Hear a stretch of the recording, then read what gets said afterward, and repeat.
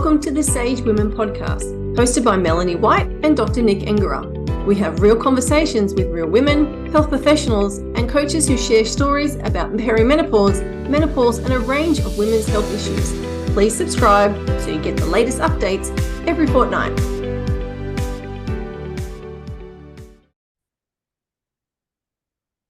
Hey, it's Melanie White here on the Sage Women podcast, and we're really thrilled to have Sarah Rusbatch with us today. Sarah is a women's health and wellness coach, accredited grey area drinking coach, and an accredited menopause coach.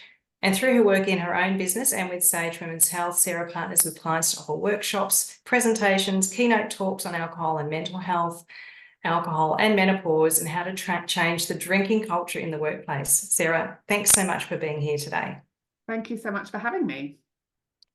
What's something good that's happened for you this week, Sarah? I have to start with that little question. It's been a rather big week. So my book came out on Tuesday, and so it has been quite the whirlwind of radio interviews, podcast interviews, book launch party, book signings, just so much going on. And then I fly off to Sydney to do it all again over there as well. So yeah, an exciting, busy and quite surreal week. Yeah, I'll bet. And I love the dress that you chose for your Perth launch, by the way. The yellow one is beautiful. Just some backstory before we kick in, because I'd love to learn more about your book. But back to the very start, what made you want to change your relationship with alcohol? I think for me, what I really noticed as soon as I got to the age of 40, alcohol started impacting me in a way that it never had before. So I'd always been a reasonably heavy drinker. I partied a lot in my 20s, but I kind of wore my ability to drink as my badge of honor. It was I was never the one that was lying on the sofa the next day dying. I was like, come on, let's go back to the pub and have another one. My body seemed to just recover very, very well from alcohol back in those days, and quite a busy social life, a lot of traveling. I worked in London for 10 years, and my drinking had definitely changed after having kids. I think we do live in a culture where alcohol is marketed and suggested as a form of self-care and reward for tired, busy, overwhelmed mums. And I definitely fell for that and felt it. I would finish the day working, juggling 2 young kids, living on the other side of the world to any family support. And my reward, my time, was that drink that I would have of an evening. But what I noticed was, once I got into my 40s, and I'm sure we'll come on to talk about this in a minute, the way that my body was metabolizing alcohol was completely different to how it had been in my 20s. And what this meant was my mental health started to really struggle. I was crippled with anxiety for a couple of days after a big drinking session. Alcohol was really impacting my sleep. I went to my naturopath and he said to me, your estrogen is so high, it's off the chart. You need to stop drinking. But I had no idea why alcohol was linked to estrogen. And so I was kind of like, yeah, whatever, I'll get round to that one day. Yeah. But then eventually it got to the point where alcohol, it was taking more than it was giving. And it was time for me to make a change. That's a big journey for you to go on. It was a big journey, and it didn't happen overnight, Mel. Like it was, I took my first break from alcohol in 2017. So I was 41, and I'd had a couple of incidents that had really scared me with my drinking and how much I'd drunk and the memory loss and the blackout that I was getting when I drank. And so I took a break and I thought, I'll do 21 days. They say it takes 21 days to change a habit. So I'll take 21 days off booze and then everything will be fine. But I actually ended up doing 100 days because I couldn't believe the difference in, firstly, my mental health. The anxiety pretty much disappeared within a couple of days.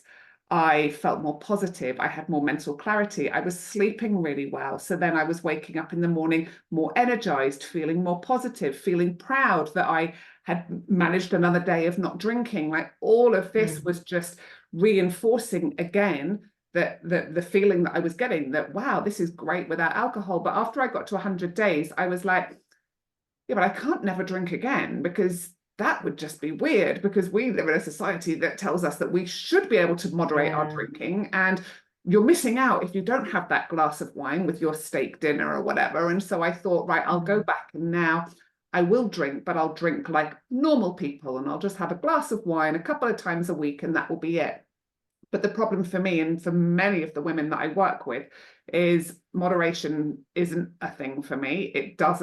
It's not something that comes easily for me. And there's a whole load of neuroscience around the brain and alcohol and addiction and everything like that as well. And what I very quickly realized was it was easier to have none than it was to have one.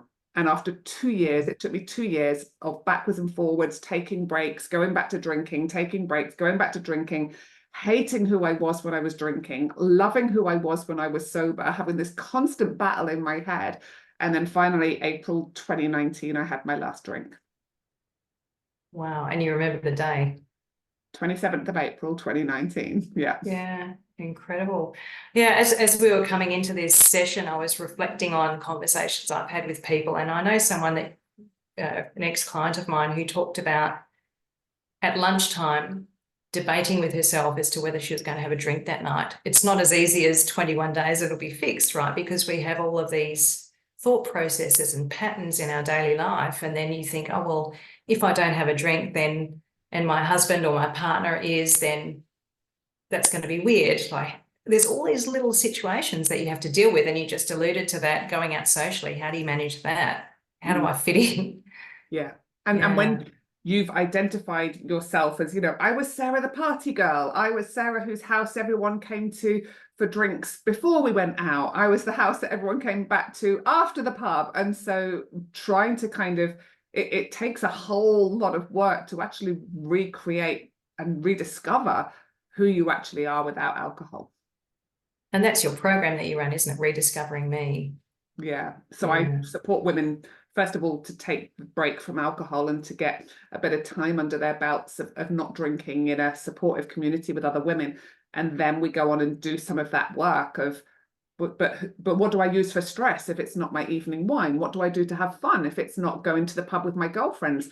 What do I do to add into my life so I create a more fulfilling, interesting, purposeful life if I've taken alcohol out? And that must have been a big step for you. I mean, you said you were the party girl and everyone came to your place before going out. That was your identity, and that you have to make a huge identity shift to become a non-drinker then. Well, I'm guessing you do. I mean, how did you navigate that? How did your life change?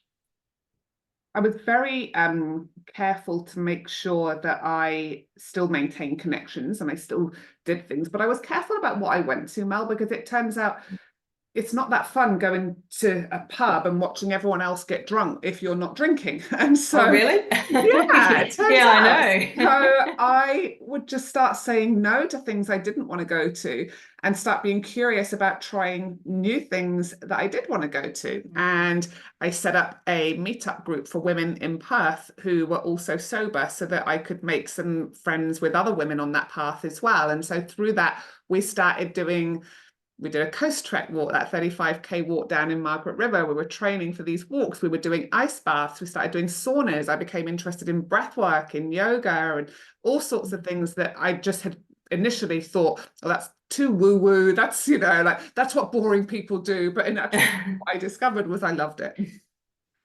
Yeah, amazing. And it might sound like a silly question, but how many women do you think of midlife age are struggling with alcohol in Australia right now? I wouldn't even know the numbers, but I would say it's a lot. I would say so many more than we think. I think I've shared with you before, I did one article in Mamma Mia, and 8,000 women reached out to me on the back of reading one article, and they all said, you've just told my story. Because my story is not one of, I was an end stage physically dependent alcoholic. My story is I was a grey area drinker. And most people have not heard that term before. And they think that you're either an alcoholic or you're just okay. But in actual fact, there's a gradient and there's a scale. And the women I work with are sitting in that middle. And they're saying that middle-aged women is the only demographic in Australia where alcohol use disorder is going up and not down. Yeah, and you wonder why that is. And I think of all the clients that I've had in coaching, but people I know as well, I would guess that it's maybe 80% of women in midlife are struggling at some level with alcohol. When you think about the responsibilities of elderly parents and kids leaving school and being at the peak of your career and all of the stresses that we're facing, and then thinking that the old method of coping with that is going to serve us. But then we have this big hormonal disruption, which pretty much you can't do what you used to be able to do. And that's what you mentioned earlier. It's massive, isn't it? It is. I think it's twofold. I think that the women in midlife are probably more stressed at this age than has been for any other generation because of what they're juggling. And also we've got a very, very high budget alcohol industry that have been deliberately targeting women and selling this idea of alcohol as self-care and as a reward for the last 20 odd years. And so you've got the two working in tandem, where women are really stressed and overwhelmed, and then big alcohol's coming in and going, but it's okay, we've got the solution for you. And so of course we turn to that solution, because in the short term alcohol works, it's just in the long term it doesn't. It's so interesting, the marketing. And somebody told me once that they invested in alcohol companies because when times are good, people drink to celebrate, and when times are bad, people drink to commiserate. I'm thinking, wow. Yeah, it's incredible. Insane. I think during COVID, alcohol sales, I know, were through the roof, and alcohol bottle shops were listed as an essential service. And yet alcohol is one of only 3 substances that the human body can die from withdrawal from. And we're just selling it, and it's highly addictive, causes 7 types of cancer, is a really big contributor to breast cancer in women. And yet no one's talking about that. Yeah, and they say there's now, according to the guidelines, no safe alcohol intake. Yeah. So speaking of chronic disease, we're kind of getting into the realm of the effects of alcohol, but particularly around menopause. How does alcohol affect women in menopause? So something that lots of women don't realise is we actually have a shrinking liver. So from our late 30s onwards, our liver volume starts shrinking. And we, as women anyway, we produce less of an enzyme called ALDH, alcohol dehydrogenase, which is the enzyme that breaks down and metabolizes alcohol to get it out of our body as quickly as possible. Women have less of this enzyme than men, which just means from day one, women cannot metabolize alcohol as efficiently as men. So women are more vulnerable to the health risks of alcohol than men are. We then throw in the added fact that women, as we age, the level of ALDH that we produce, which was low anyway, gets lower because of the changes in our liver and the changes with menopause. And so as we are aging, we simply cannot metabolize alcohol in the way in our 40s or 50s in the way that we did in our 20s. The other thing is that alcohol plays a big part in hot flushes. So for women who are struggling with hot flushes, alcohol causes us to heat up. And so for anyone that's got hot flushes, if we're having a glass of wine at night, that's only going to exacerbate them even more. And then I'm sure your listeners may or may not know this, but as we are aging, we produce, our levels of progesterone drop, and progesterone is directly linked to GABA. And GABA is the neurotransmitter that helps us to feel calm and helps us to feel relaxed. And if we've got less of that, we're feeling more anxious and we're feeling more on edge. Alcohol initially causes us to have an effect of GABA in the body. So when we first have a drink, we feel calm and relaxed. But the problem is our brain wants a balance of all our neurotransmitters. And to combat this big surge that it gets from the alcohol, our brain releases cortisol, the stress hormone. So women think that they are combating their stress and anxiety by having a drink. But what we now know is that we're making ourselves more stressed and anxious. And people who drink even just a couple of glasses of wine 3 or 4 times a week have a higher baseline of cortisol in their body than people who don't drink at all. So we're actually making ourselves more stressed and anxious by drinking, even though we're using it for our stress and anxiety. And so it's just this ridiculous vicious circle. And then that leads into sleep, right? I mean, I did some work with a sleep company, and we looked at a cohort of people, and those that were drinking had much more disrupted sleep, had higher blood pressure and all sorts of other things overnight. And then you start the next day behind the 8 ball because you have that extra stressor of not sleeping, as you mentioned. Yeah, so when we consume alcohol, even just a really small amount, when we go to sleep, we now know that we go through sleep cycles, and every sleep cycle includes light sleep, deep sleep, and REM sleep. REM sleep is the cycle of sleep that is where we're dreaming.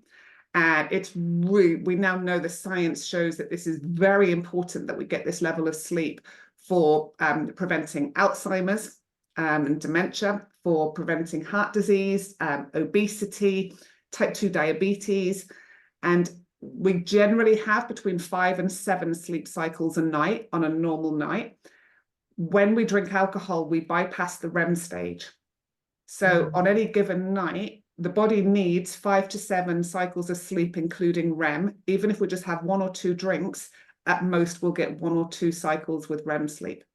So the impact on our brain health, even, the next day, sometimes I would have a drink and I would be like, oh, I don't feel hungover, I just feel tired. And that is because even if you've just had 1 or 2 drinks, you don't get true restorative sleep. Yeah, I've had this experience myself, even going into perimenopause a few years ago. 1 glass of wine, I would feel incredibly anxious the next day. I would wake up at midnight and be awake until 5 a.m, wired up, low mood, panic attacks during the night, heart racing, all of that stuff. And on the days I didn't drink, there would be a vast difference. Yeah. Incredible. It's insane because so many women notice this and yet they still drink. Yeah, and I started to ask myself the question, if I'm feeling like that and the impact of 1 glass of wine is all that during the night and all of the next day and beyond, why am I doing it? Yeah. Anyway. And I think that a lot of the time it's peer pressure. It's our beliefs around alcohol. It's, we live in a society that's very alcohol centric. And where people, I had a client who had stopped drinking. She was going so well. I think she was on 3 months and she was out. And one of her friends turned around to her and went, oh, are you still not drinking? When did you get so boring? And it's just like, when are we going to start supporting people that make this really positive health change? If we said to someone had stopped smoking, we would say, well done, good on you. But if someone says they've stopped drinking, the peer pressure can just be astonishing. I had a client at a work Christmas party this year, and she had gone to the work Christmas party. She wasn't drinking. She was so proud of herself. She'd started with me on the 1st of October. This was the middle of December, so she was 2.5 months sober. And one of her colleagues said, oh, for goodness sake, are you still not drinking? And she was like, no, I'm going fine. I feel really good. I'll just have a mocktail. I'll have an alcohol-free gin and tonic. So her colleague went to the bar, deliberately ordered the alcohol version, didn't tell my client, wanted to trick her into having alcohol, came back with the drink, told her it was a mocktail and it was the alcohol-free version. And it was only that another colleague said to my client, she's lying, she got you the alcoholic version, that my client didn't drink it. Like, what is wrong with our society that people think that's okay? That's an incredible story. I mean, who does that and why? What would be the purpose? It just doesn't make sense. It makes me think of someone I know that was on an alcohol-free program she was losing weight. It wasn't the main focus, but for that period she wasn't drinking. And basically a friendship broke up because of it, because they were used to having dinner parties every second weekend. And that person said, well, if you're not drinking, then what's wrong with you? Why not? And we can't be friends. And they didn't speak to each other for 5 years. They'd been friends for 20 years. Yeah. It's incredible. It's insane. But I think people I think the people that have a problem with someone not drinking generally have a problem with drinking, because if it's that much of an issue for you that someone is going to spend time with you and they're not drinking, that person needs to look at their own drinking. Yeah, and that leads me into asking you about the book. You've obviously been working in this space for a few years now. You've got a lot of experience. You've had thousands of people that you've helped, and I've met several of them who are just so happy with having made that change. You decided to write a book, which is a huge undertaking. Why a book and why now? What I noticed was missing in the space. There's so many brilliant sober books out there, so many. but they seem to fall into two categories. There's memoirs, so there's lots of stories of people whose drinking got terrible, they hit rock bottom, this is how they came out of sobriety, and they're brilliantly inspiring stories. Or there are how to quit alcohol in 30 days type books. So lots of ones about how to deal with cravings, how to, get through those first initial periods of not drinking. But what I noticed was missing was not how to get sober, but how to stay sober. So how to create a life where you don't want or need to drink. And I wrote this book for women because all the time I ask women, I've got a community of 16,000 now, and I said, why do you drink, or why did you drink? And there were 3 reasons. And those reasons were boredom, stress, and loneliness. And I wanted to address those 3 reasons in this book to support women. Because if you want to escape your life every day because you're bored, stressed, or lonely, we've got to work on that. And then if we work on that, you don't need the alcohol because you don't want to escape your life anymore. So it's a book about how to create a life you love. It's what to do for fun, what to do for your interest, how to manage your stress, what to do if you're bored every night of the week, how to increase your energy so you've got the energy to go and do new things, how to sober socialize if you're, going out and meeting new people. So it's a real guide for women in that midlife era for how to go on to create a life that they love so they're not needing to turn to alcohol every day. Gosh, it's really sad to think of women feeling bored, stressed, and lonely, and all they've got to turn to is alcohol, or that's the first thing that they turn to. And the problem is, when we do that, it perpetuates the problem because it just makes us retreat even more. We become, they've done neuroscience now on Huberman Lab podcast on alcohol. He says that they've done studies on the human brain to see people who drink regularly are less open to change. They become very habitual and they will only do things. This is what I do, and this is just who I do it with. And their life, like I would say, in the last 5 years of my drinking, I stayed so stagnant in my life. I didn't grow or evolve as a person because I wasn't doing anything different. And when women, they want different, but they think the alcohol is helping them, but all that's doing is keeping them small, keeping their lives small, keeping themselves stuck. And that's what I really hope comes across in this book, is how much is out there in this incredible, big, wonderful world for us to go and explore if we just give ourselves the confidence, the time, the mental clarity to be able to go and do that. And thinking about the way you described the book market for sobriety earlier and the gap, I can imagine that, yes, great, 30 days to giving up alcohol, but there's all of those things that we discussed earlier around your identity. Well, I'm not the party girl anymore. Well, I'm not this, I'm not that. Like, suddenly you've got all this free time that you're not spending drinking or recovering from drinking or feeling sick or bad or mentally down. What do you do with all that time? Yeah. If people don't know who they are and how they want to spend their time, it must be incredibly difficult. And it sounds like you've developed something, a resource for people to really get clear on how they want to be in future, on what they want to do instead of drinking, on how they want to spend all of that time that they invested in drinking and related after effects. What do I do with all that time if I'm not doing that? Exactly. And that's exactly why I wrote this book, because so many of the women I coach, I say to them, well, what do you love doing? Like, outside of getting pissed, what do you actually love doing? And they would look at me with tears in their eyes and just be like, I don't know. Because all I've done for the last 10 years is go to work, raise my kids, clean the house, look after other people, and wine has been my me time at the end of the day, and I don't know what else I want to do. And so I gently take them on a journey of experimentation. Well, let's go and start. And that's what happens in the book. I start suggesting, maybe we could do this, or what about adding this in? And there's a checklist of all the things that I tried at the start. And it's not about saying, oh, because I liked that, you'll like it. But it is about starting to experiment and going, well, how do I feel if I get up earlier in the morning and I go to that gym class?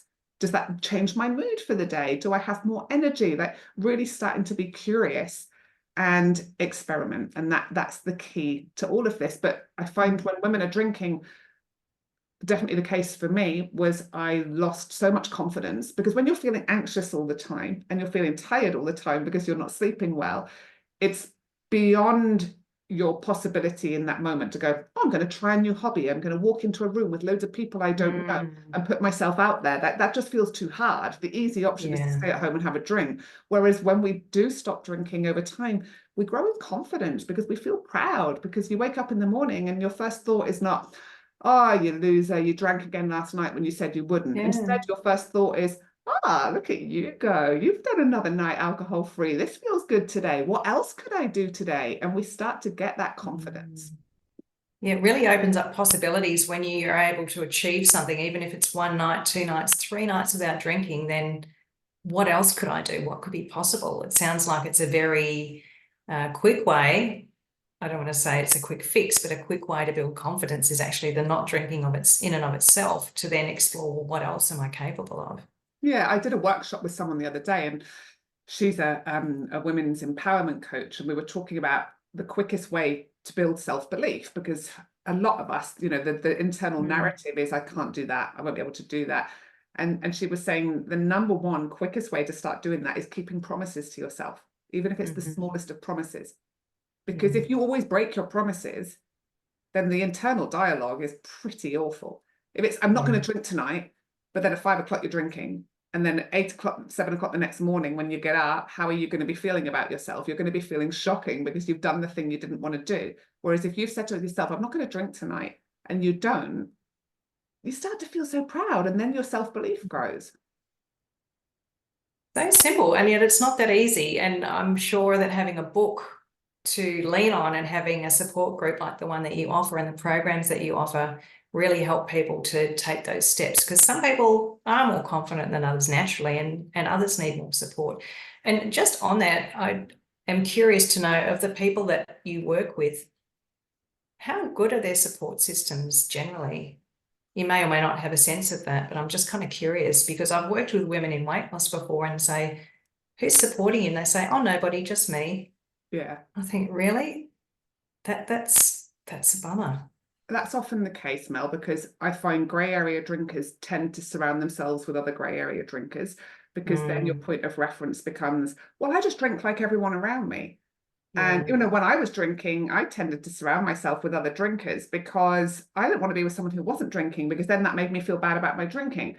And so we've often got into that kind of scenario. And the other thing is our relationships. Like, I have a lot of women who are really worried about their relationship because their partner drinks a lot and they don't know what to do. How are they going to connect with their partner? That's their ritual of connection each evening. And I've got an entire chapter in the book on how I navigated this, and tools and tips and strategies for this, because it's one of the hardest things, because it's not our job. You know, if we decide I want to stop drinking, we can't turn around to our partner and go, you have to as well, because I am. Like, that's entirely their decision.